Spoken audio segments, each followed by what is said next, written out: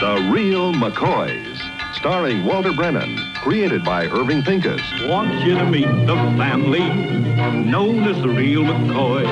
That's Grandpappy Amos, the head of the clan. He roars like a lion, but he's gentle as a lamb. And now here's Luke, who beams with joy since he may take Mrs. Luke McCoy. From West Virginia they came to stay in sunny California. Old Grandpappy Amos and the girls and the boys of the family known as the Real McCoys.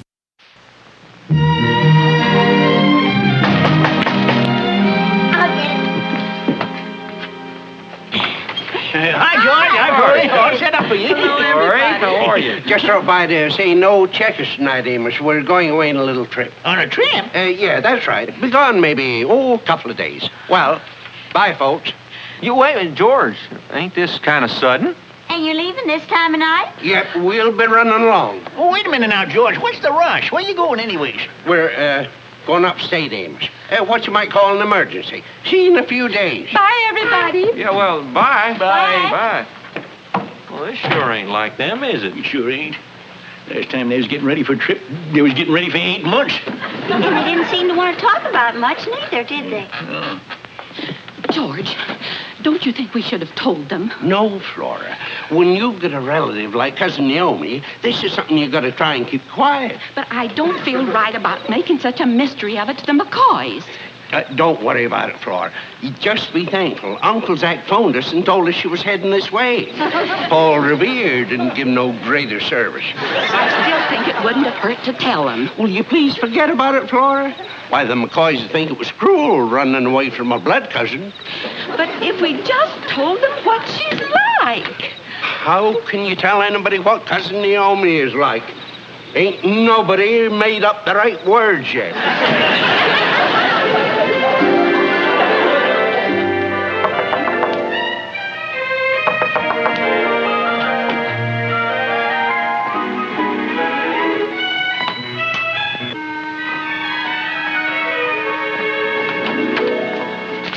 Grandpa, put that gun back. A thief ain't gonna knock. What are you doing around here this time of night?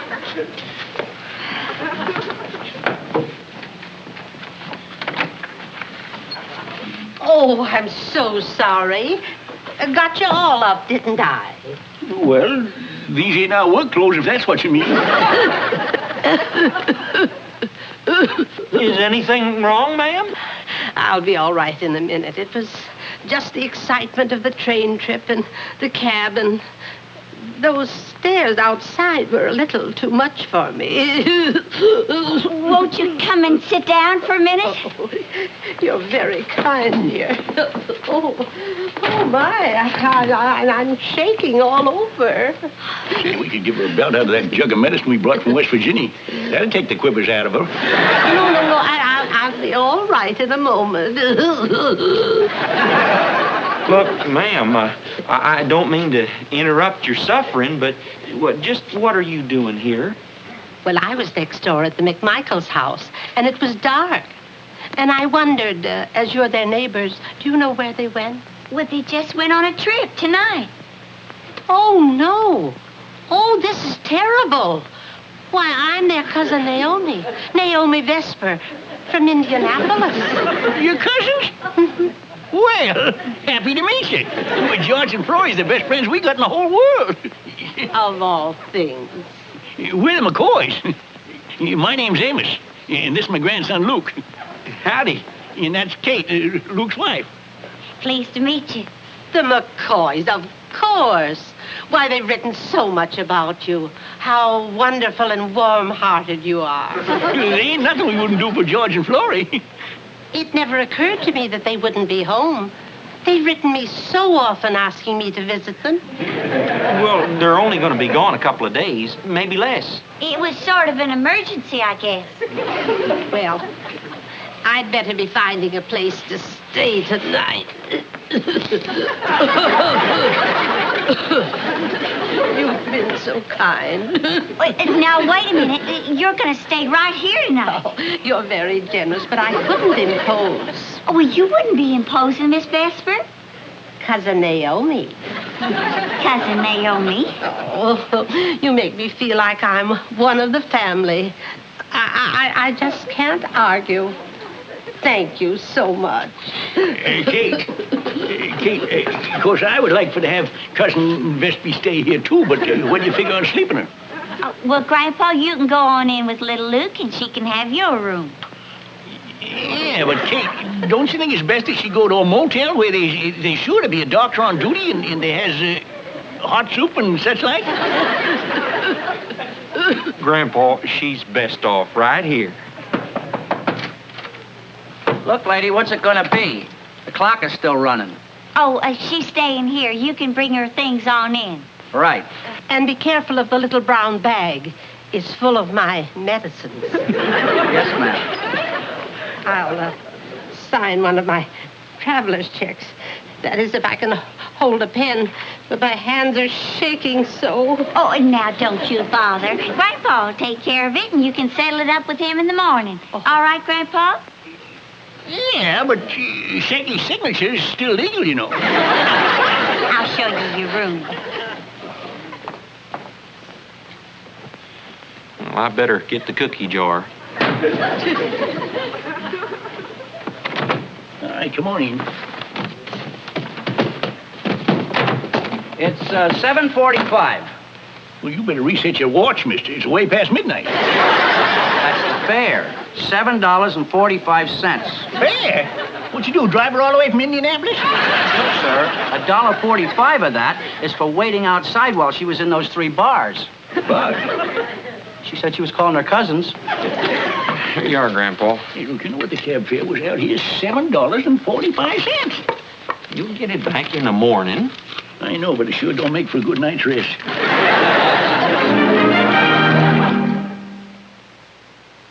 Judy asked me a question, but I didn't tell her the answer. Well, good morning, everybody. Morning, Grandpa. Oh, Grandpa. Well, I didn't want her to have to run around looking for a fountain pen in her condition. She's very sweet, but she's not too well, poor thing. Well, I'm not too well either. I couldn't sleep.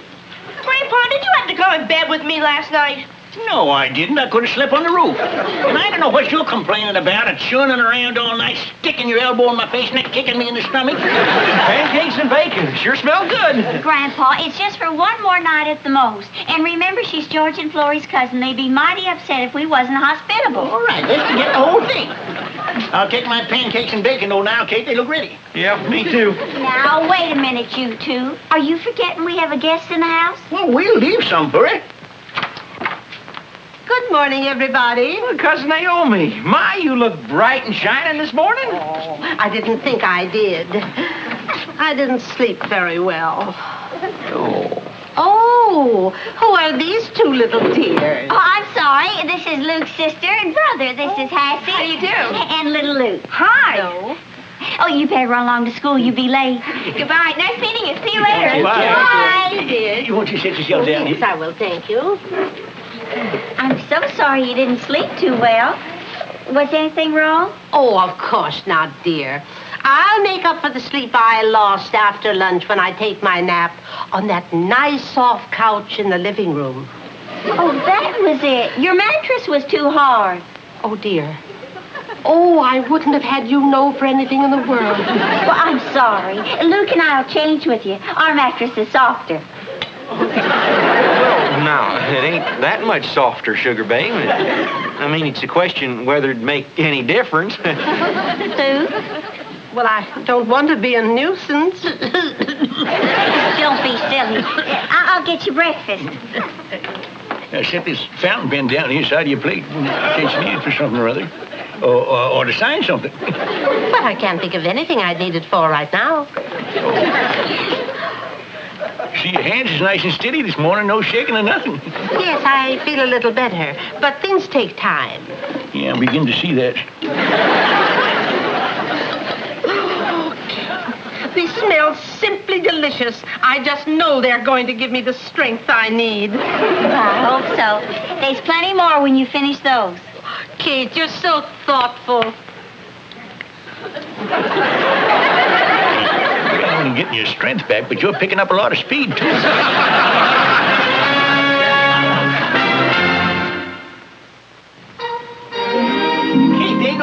coffee left. Oh, I know, Grandpa. I'll make some fresh just as soon as I finish letting out Cousin Naomi's dress. You better leave it out an extra inch. She ain't through but half a sandwich. Oh, Mr. McCoy, I can hardly wait till George and Flora come back so I can tell them how much fun you people are. I can't wait either. Shine on the shoes you asked me to, Cousin Naomi. Oh, you are a good boy, little Luke. You've earned your quarter. Little Luke, you didn't ask for a quarter, did you? No. Of course he didn't, but when a boy works, he should have money. And I'll get you your quarter right now. Where did I put my purse? You mean the one with the traveler's checks in it? Don't worry. You can give it to him some other time. That wouldn't be fair. Kate, I wonder if you would mind, Of course. And little Luke, just take a quarter out of the cookie jar. Are these all the dresses you meant? Oh, well, dear, I didn't mean so many. Although they all do need letting out at the seams.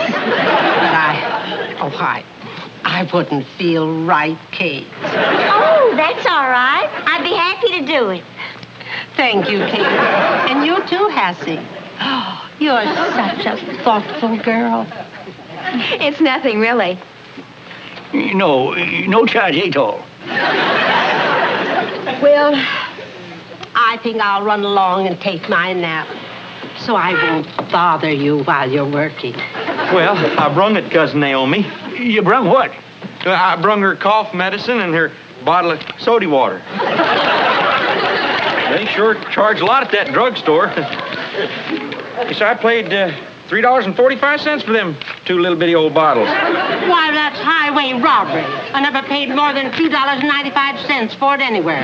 You better grab it, Luke. You'll never get a better offer. I had to pay you all cash for it, too. I'm very glad you did. I don't approve of charging things. I'm going to take my nap.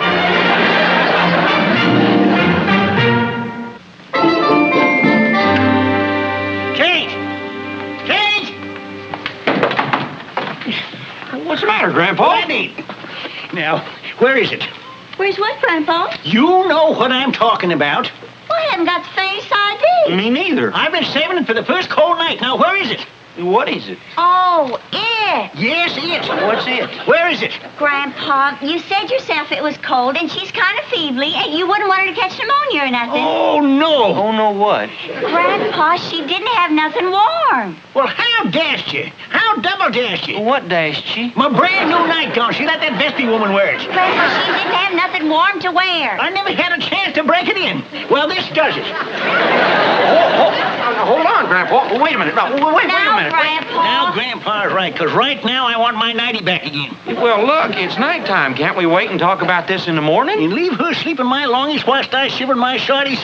Never. Now, Grandpa, simmer down. I ain't going to simmer down. There ain't nothing going to make me simmer down. Why, that mealy-mouthed woman is the most aggravating female leech I ever seen in all my born days. Ever since she come a-whining into our lives, we ain't had a minute's peace. All right, go ahead, insult her. Go ahead, throw her out. Well, it's about time you was on my side. But if you do, George and Florrie ain't never gonna speak to you again. And you know how that'll pain you.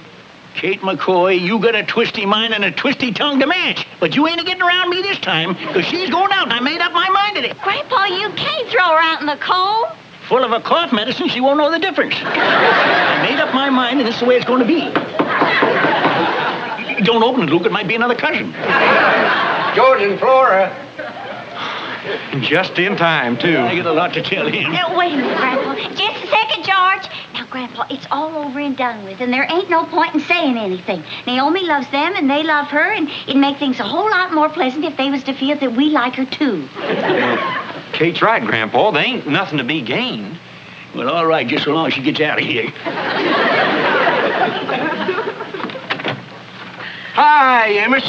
Hope I didn't get you up. We saw your light. George and Florrie. Well, you're the most welcome sight I ever seen. George, old boy, I love every wrinkle in that pruny face. There's one thing I want to tell you, I never told you before. You're beautiful. He's sick. No, I ain't. I'm just so all fine glad to see you. You too, Florrie. Welcome home. Well, I'll go away more often. Amos, I got a little present for you. Special made bonbon. Well, thank you. We got a special present for you, too. You get a present for us? Yeah. I really hate to complain, but it's getting late and I want to sleep. And Cousin Naomi. George! There's your present.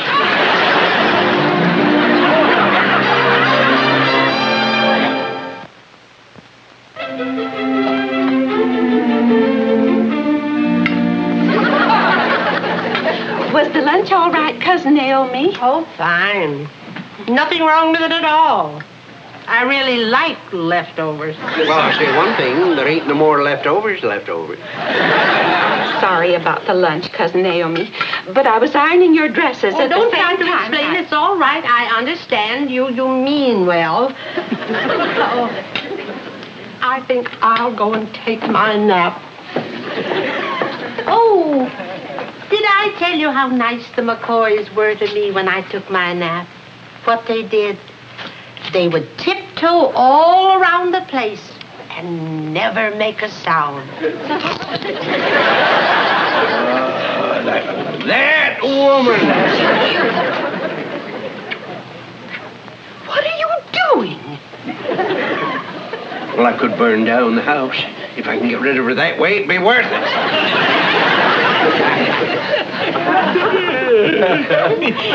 Grandpa, I swear I've never seen you look so content and happy before. Oh, I ain't. I'm just like all I am. Well, that ain't so, Grandpa. It's because you done something real nice for your friends and you feel good about it. No matter how you try to hide it, there's no more satisfying feeling than helping friends and knowing they appreciate it. Miss McCoy, you are a no good do-gooder. You and your kindness. You ruined my life. George, what's the matter with you? You too. Understanding, sympathetic people like you that cause all the trouble in the world. Don't you dast call my wife understanding. You and your kindness, you're as bad as the rest of them. Uncle George, I ain't never heard you talk this way. If it wasn't for you, I wouldn't be shining shoes. You smell a rat. One that drinks cough syrup. What are you talking about, Grandpa? Amos, when my cousin knocked at your door, you should have done what any normal people would do. Throw her out in the street. But you didn't. Oh, no, so I'm stuck with her for life. George, we thought she was a special relative. We just did it to help. Well, she told us that you loved her. Her? To put it mildly, she is the most... She's I guess I can't put it mildly. Well, she's still your relative, and I'm going to send you a bill for every goddamn cent we spent on her. Now, there was $7.45 for a cab fare, $3.45 for cough medicine, 25 cents for soda. Now, look, Amos. You're responsible for keeping her around these parts. Now she's got her clutchy hands on us. So it's up to you to help us to get rid of her. I'll do no such a thing. Amos, you seem to forget the favors I've done for you, like warning your tool shed went on fire. And what about the time I pulled you out of the mud flats, huh? And saved your life? You was being suctioned under. Well, a little thing like that ain't no call for me to save you from Cousin Naomi. What about the time I saved you from that mad bull, huh? When he had you up against the fence and was getting ready to gore you and...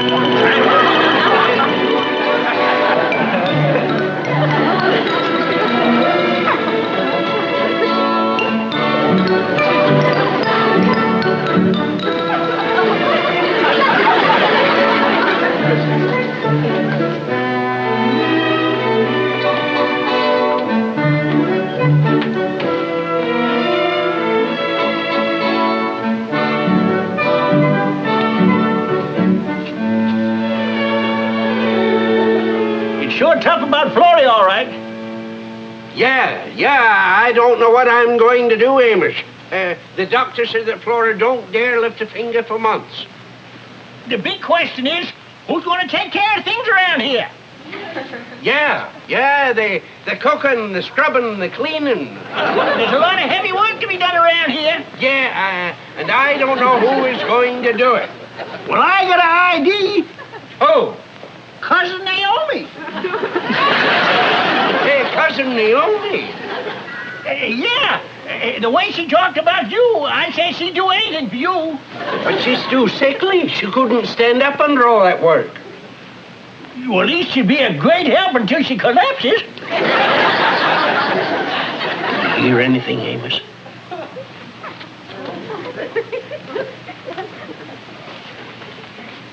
Yeah, there's a lot going on in there, George. And I think it's in the right direction, too.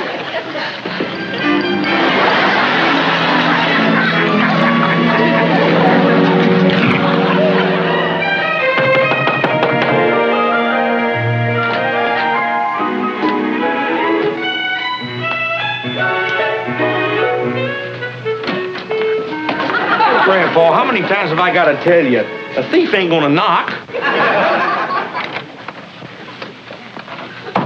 I paid you once. Look, I'm sorry, but I ran out of gas in front of your house, and I got a passenger. What are we supposed to do? Well, I was wondering if I could use your phone, to call the garage. Uh-oh, they're closed now. Well, wait, I'll tell you what you do. Why don't you leave your cab here and borrow our car and bring it back in the morning? Here's the key. Oh, no. See whether McCoy drives that car. Grandpa, did you hear that cough?